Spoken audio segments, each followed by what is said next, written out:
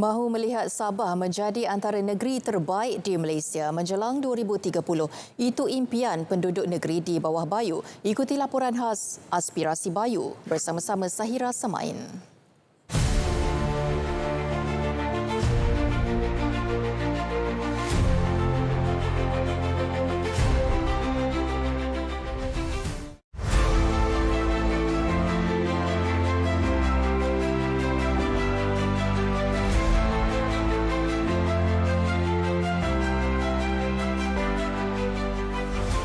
Kami perlukan seorang pemimpin yang mempunyai visi dan misi yang jelas untuk pembangunan negeri ini.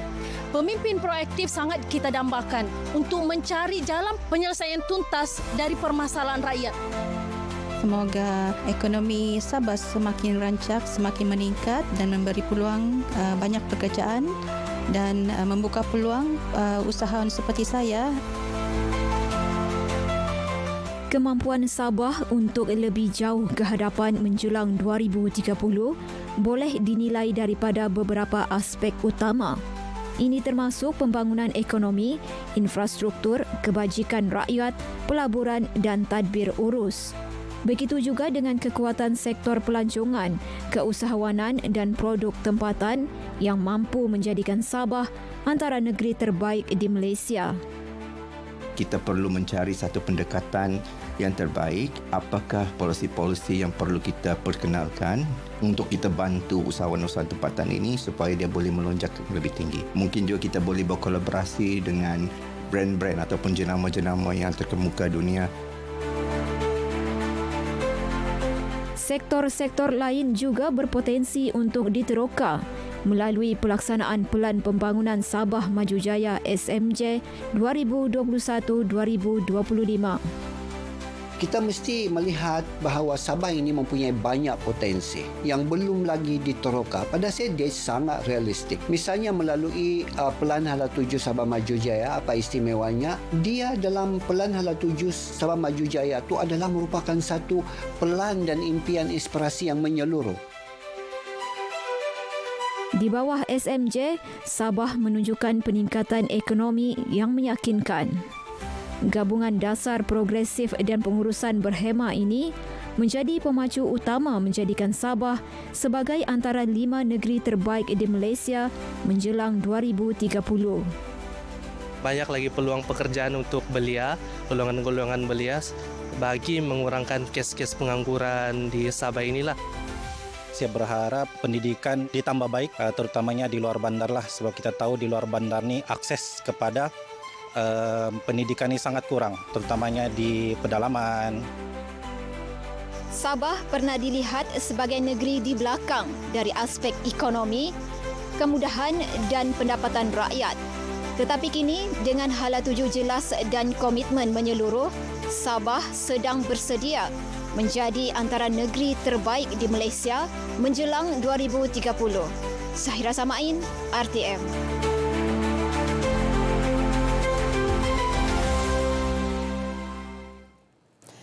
Muzium Sabah perkenal teknologi AR, VR beri pengalaman interaktif buat pengunjung. Antara laporan negeri di Bawah Bayu, kita akan terus langsung bersama Iswa Diman Syamsuddin. Silakan. Baik Faratul, pelbagai isu pembangunan infrastruktur di Dun Lumadan berjaya diselesaikan. Ini termasuk isu bekalan air bersih serta jalan raya yang telah diberi perhatian untuk keselesaan penduduk setempat. Dun Lumadan Datuk Ruslan Muharram memaklumkan secara keseluruhannya isu-isu utama telah berjaya diselesaikan melibatkan beberapa kampung seperti Suasa, Bangkalalak, Berumbai, Bentulut, Padas Damit, Bintuka dan Lubuk Western. Dan juga begitu juga dalam pembinaan Dewan Perpaduan Dia Serim pada tahun ini kita insyaAllah kita akan bina 12 buah. Dan yang sudah siap sudah hampir 10 buah dan 2 buah kita akan bina lebih kurang dalam bulan Ogos bermula. Beliau yang juga pembantu menteri kepada Ketua Menteri turut memberitahu sektor kesihatan juga diberi perhatian. Beberapa klinik seperti di Padas Damit, Bangkalalak, Western dan Lupak telah atau sedang dinaik taraf agar penduduk setempat menikmati perkhidmatan kesihatan yang lebih baik. Pengalaman interaktif bakal dinikmati pengunjung Muzium Sabah. Ini menerusi pelancaran teknologi realiti tambahan AR dan realiti maya VR sempena Jubli Intan ke-60 tahun.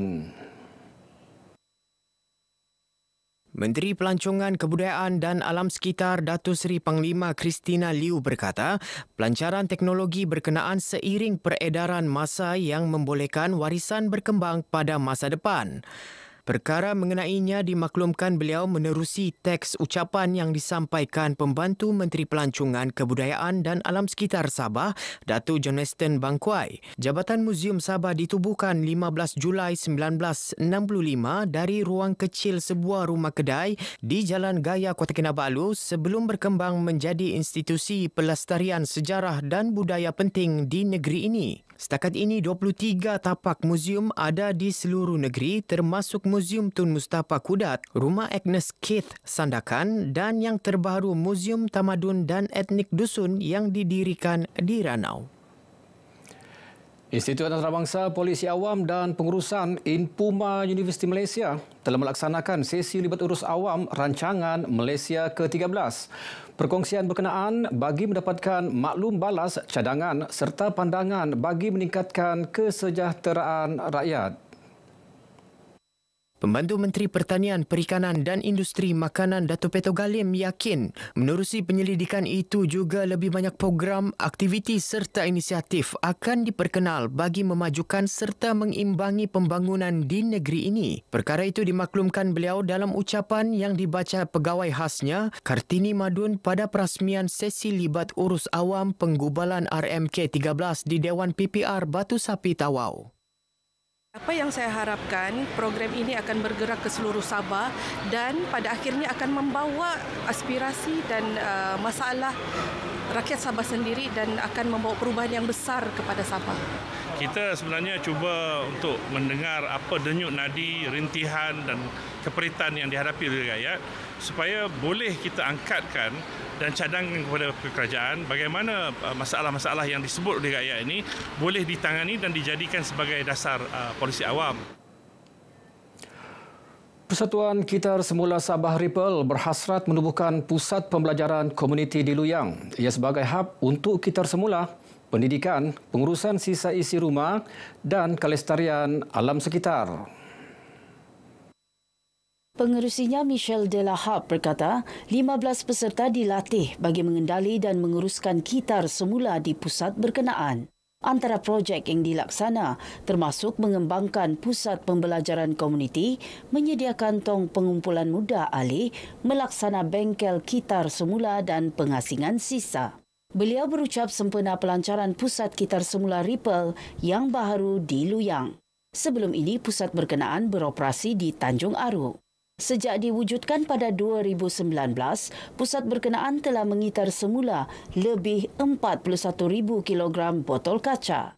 Bagi projek kitar semula plastik, 22.06 tan berjaya dikitar semula dalam tempoh April 2023 hingga Julai 2024.